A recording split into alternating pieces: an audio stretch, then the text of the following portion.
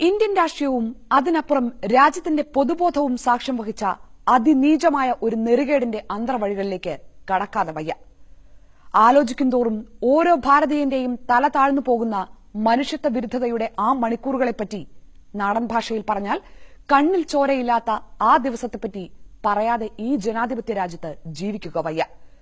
E Ahmed എന്ന തലമുതിർന്ന രാഷ്ട്രീയ നേതാവിനോട് മരണാനന്തരം അദ്ദേഹത്തിന്റെ രാജ്യം ചെയ്തതെന്ത് എന്ന് നിരാശയോടെയും രോഷത്തോടെയുമല്ലാതെ ഓർക്കുകയും വയ്യ.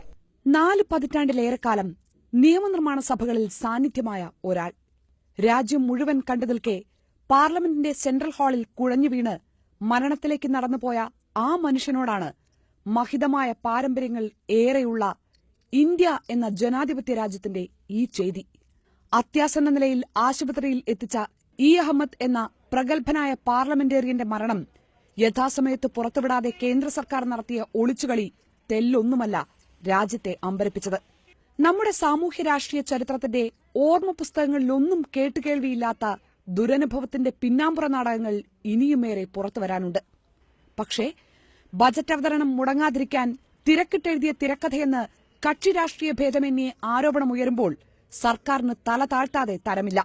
ഡൽഹിയിലെ RML ആശുപത്രിയിൽ എത്തിച്ച് നിമിഷങ്ങൾക്കകം തന്നെ മരണം ഉറപ്പിച്ചിരുന്നു എന്നതിന് ശബ്ദിക്കുന്ന തെളിവുകൾ പുറത്തുവന്ന സാഹചര്യത്തിൽ സർക്കാർ തീർത്തും പ്രതിക്കൂട്ടിലാകുന്നു. ഇവിടെയാണ് ഭരണകൂടത്തിന്റെ മനുഷ്യത്വ വിരുദ്ധമായ കൈകൾ നീണ്ടത്. പ്രധാനമന്ത്രിയുടെ ഓഫീസിന്റെ ചുമതലയുള്ള കേന്ദ്രമന്ത്രി ജിതേന്ദ്ര സിംഗിന്റെ ഇടപെടലുകൾ സംഭവ പരമ്പരകളുടെ ഗതി മാറ്റി എന്നതിന് കേരളത്തിൽ നിന്നുള്ള 5-ലേറെ എംപിമാരും എണ്ണമറ്റ മാധ്യമപ്രവർത്തകരും സാക്ഷി. മരണം മറച്ചുവെക്കാനുള്ള തിടുക്കങ്ങൾ അവിടെ ആരംഭിച്ചു എന്ന് ചുരുക്കം. മരണം ഏറെക്കുറെ സ്ഥിരീകരിക്കപ്പെട്ട ICU യൂണിറ്റിൽ നിന്ന് പുറത്തിറങ്ങിയതിനു ശേഷം ആ സമയത്താണ് ശ്രീ ജിതേന്ദ്ര സിംഗ് ആശുപത്രിയിൽ എത്തിച്ചേരുന്നതും അതിനുശേഷമാണ് അവരുമായി ചർച്ച നടക്കുന്നതും ചർച്ചകൾക്ക് ശേഷമാണ് ഇംപ്രൂവ് ചെയ്യുന്നുണ്ടെന്നും പുതിയ മെഷീൻ കൊണ്ടുവന്നിട്ടുണ്ടെന്നും അതുകൊണ്ട് we are trying our level best എന്നുള്ള നിലയിൽ ദോ ക്രിട്ടിക്കൽ ഞങ്ങൾ ട്രൈയിങ് ലെവൽ ബെസ്റ്റ് എന്നുള്ള നിലയിലുള്ള നടപടികൾ സ്വീകരിക്കുന്നത്. മന്ത്രി വന്നതോടെ ആശുപത്രിയിൽ ചികിത്സാ പ്രകടനങ്ങൾ പുനരാരംഭിച്ചുവെന്നും ദുരൂഹതകളുടെയും ഒളിച്ചുവെപ്പുകളുടെയും തിരശീല ഉയർന്നുവെന്നും വ്യക്തം. രാഹുൽ ഗാന്ധിയും AK ആന്റണിയും ഒട്ടേറെ എംപിമാർക്ക് മുൻപിൽ അടഞ്ഞുകിടന്ന വാതിലിൽ മുട്ടിയ കേന്ദ്രമന്ത്രി MJ അക്ബറിനും സമാന അനുഭവമാണ് ഉണ്ടായത്. ഇ അഹമ്മദിനെ കാണാനാകില്ല. ഒരു മെഡിക്കൽ ബുള്ളറ്റിനും ആരോഗ്യവിവരം പുറത്തുവിട്ടുമില്ല. ട്രോമ കെയർ സെന്ററിലേക്ക് കൊണ്ടുപോകവേ കണ്ട ഹൃദയഭേദക കാഴ്ച കൂടി അറിയണം. നാഡീമിടിപ്പുണ്ട് അല്ലെങ്കിൽ ശരീരത്തിന് ചലനമുണ്ട് എന്ന് വരുത്തുന്നതിന് വേണ്ടി ഏതോ മെഷീൻ ഉപയോഗിച്ച് വലിയ തോതിൽ അദ്ദേഹത്തിന്റെ ശരീരം, പ്രത്യേകിച്ചും ഉദരഭാഗം വലിയ തോതിൽ പമ്പിംഗ് മെഷീൻ ഉപയോഗിച്ച് പമ്പ് ചെയ്യുമ്പോൾ ഉണ്ടാകുന്നത് പോലെ ഉയരുകയും താഴുകയും ചെയ്യുന്നു. അത് കണ്ടപ്പോൾ തന്നെ ഞങ്ങൾക്ക് 100% ബോധ്യപ്പെട്ടു. അദ്ദേഹത്തിന്റെ മരണം സ്ഥിരീകരിക്കപ്പെട്ടതിന് ശേഷം ബോധപൂർവമായി ഔദ്യോഗിക സ്ഥിരീകരണം വരുന്നത് കാലതാമസം ഉണ്ടാക്കുന്നതിന് വേണ്ടിയിട്ടുള്ള നീക്കത്തിന്റെ ഭാഗമാണ് എന്ന സംശയമുണ്ടായി.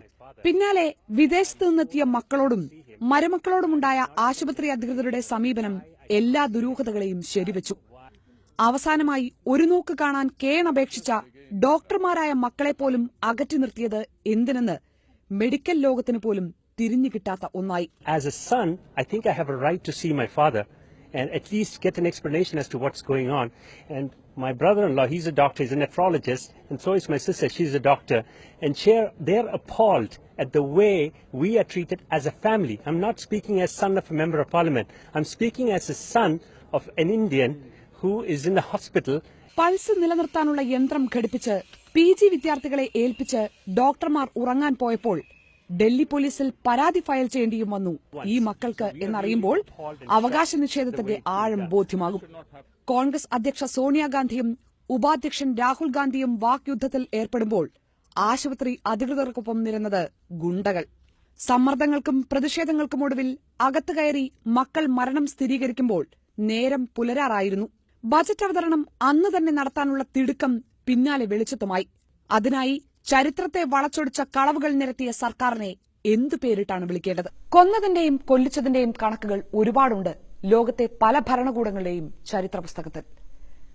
മനുഷ്യത്വം ICUവിലായ ആ 13 മണിക്കൂറുകൾക്ക് ഭരണകൂടം നൽകുന്ന ഉത്തരമെന്താണ്? ആദ്യനാൾ മുതൽ നീണ്ട ആരോപണമുനയെ ഒരു ചെറുവരി കൊണ്ടുപോലും പ്രതിരോധിക്കാൻ മെനക്കെടാത്ത സർക്കാരിന്റെ നിലപാടിൽ തെളിയുന്നത് കുറ്റം ചെയ്തവന്റെ അപമാനഭാരമാണെന്ന് പറയാതെ വയ്യ. ലോകത്തിന്റെ മുന്നിൽ ഏറെക്കാലം ഇന്ത്യയുടെ മുഖമായി വരെ നിന്ന ഒരു ജനപ്രതിനിധിയോടാണ് ഭരണകൂടത്തിന്റെ ഈ പെരുമാറ്റം. രാജ്യജനതയെ ആകെ കടുത്ത അരക്ഷിത ബോധത്തിലേക്ക് തള്ളിയിടാൻ പോന്നതാണ് സർക്കാരിന്റെ ഈ ധിക്കാരഭാവം. ഈ കടുംകൈകൾക്കൊക്കെ സർക്കാരിനെ പ്രേരിപ്പിച്ചത് എന്ത് എന്നതടക്കം ചോദ്യങ്ങളെല്ലാം ബാക്കിയാണ്. പാർലമെന്റിൽ തന്നെ അഹമ്മദ് മരിച്ചു എന്ന് വെളിപ്പെടുത്തിയ മന്ത്രിയും ആശുപത്രിയിലെ അടിയന്തരാവസ്ഥയ്ക്ക് മൂകസാക്ഷിയായ മറ്റൊരു മന്ത്രി MJ അക്ബറുമൊക്കെ ഉത്തരങ്ങൾ തരേണ്ടതുണ്ട്. ആശുപത്രിയിൽ ആദ്യമെത്തിയ രാഹുലിനോടും ജ്യോതിരാദിത്യ സിന്ധ്യയോടും അഹമ്മദ് മരിച്ചു എന്ന് അധികൃതർ വ്യക്തമാക്കിയതടക്കം അന്വേഷണത്തിന് വഴികാട്ടികൾ ഏറെയുണ്ട്. വ്യക്തവും കൃത്യവുമായ ഒരു അന്വേഷണത്തിന് എല്ലാ പഴുതുകളും ബാക്കിയിട്ടാണ് സംഭവ പരമ്പരകൾ എന്നത് സത്യത്തിലേക്ക് തുറക്കുന്ന വഴിയാണ്. ഏതന്വേഷണത്തിനും അതിജീവിക്കാനാകാത്ത അരുതായികം നടന്നു കഴിഞ്ഞു എന്നതാണ് പക്ഷേ അതിലും വലിയ സത്യം. എല്ലാം പറഞ്ഞു തീരുമ്പോൾ അനാദരം എന്ന തേഞ്ഞുപോയ വാക്ക് മതിയാകാതെ വരും ഇ അഹമ്മദ് എന്ന ജനനേതാവ് മരണത്തിൽ അനുഭവിച്ചു തീർത്ത കയ്പുകൾ പറയാൻ. സഭയുടെ നടുവിൽ ജീവൻ പൊലിഞ്ഞ ഒരംഗത്തിന്റെ മരണത്തെപ്പറ്റി ഉയരുന്ന ചോദ്യങ്ങളിൽ സർക്കാർ മൌനം പാലിക്കുമ്പോൾ അത് നൽകുന്ന സൂചനകൾ ഭീതിതമാണ്. മനുഷ്യത്വത്തിന്റെയും മര്യാദയുടെയും ഔചിത്യത്തിന്റെയും കളത്തിൽ സർക്കാരിന് മാത്രമാണ് റോളുള്ളത് എന്ന് പ്രധാനമന്ത്രി നരേന്ദ്രമോദിക്ക് ആരാണ് പറഞ്ഞുകൊടുക്കുക? സ്വമേധയാ സർക്കാരിൽ നിന്ന് വിശദീകരണം പ്രതീക്ഷിച്ച രാജ്യത്തെ ആകെ കൊഞ്ഞനം കുത്തുന്നതാണ് ലോക്സഭയിൽ ഉയർന്ന പ്രതിരോധ ശബ്ദങ്ങളെന്ന് എന്നാണ് അദ്ദേഹത്തിന്റെ സർക്കാർ പഠിക്കുക? കൃത്യമായി ഉയർന്ന ചോദ്യങ്ങളെ ധിക്കാരപൂർവ്വം നേരിടുമ്പോൾ ഏത് വൃത്തികേടും ചെയ്യാൻ ഈ സർക്കാർ ഒരുക്കമാണ് എന്ന സന്ദേശം തന്നെയാണ് അത് നൽകുന്നത് എന്നുകൂടി പറയാതെ വയ്യ. പറഞ്ഞതത്രയും രാഷ്ട്രീയത്തിലെ മനുഷ്യത്വ വിരുദ്ധതയെപ്പറ്റിയാണ്. മനുഷ്യത്വം മരവിച്ചുപോയ ആ പാതിരാവിൽ കണ്ട മാനവികതയുടെ ചില കാഴ്ചകളെപ്പറ്റി പറഞ്ഞ് ഉപസംഹരിക്കാം. അസുഖം കാരണം പൊതുവേദികളിൽ നിന്ന് ഒഴിഞ്ഞു നിൽക്കുന്ന സോണിയാഗാന്ധി എന്ന രാഷ്ട്രീയ നേതാവ് ഇ അഹമ്മദ് എന്ന സഹജീവിയോട് കാട്ടിയ അനുഭാവം സമകാല രാഷ്ട്രീയത്തിന് അന്യമാകുന്ന ചില മൂല്യങ്ങളുടെ വീണ്ടെടുപ്പ് തന്നെയാണ്. ഫാസിസം അതിന്റെ പത്തി വിടർത്തുമ്പോൾ ഇങ്ങനെ ചില സ്നേഹങ്ങൾ പോലും വലിയ പ്രതീക്ഷകളാണെന്നും പറയാതെ വയ്യ.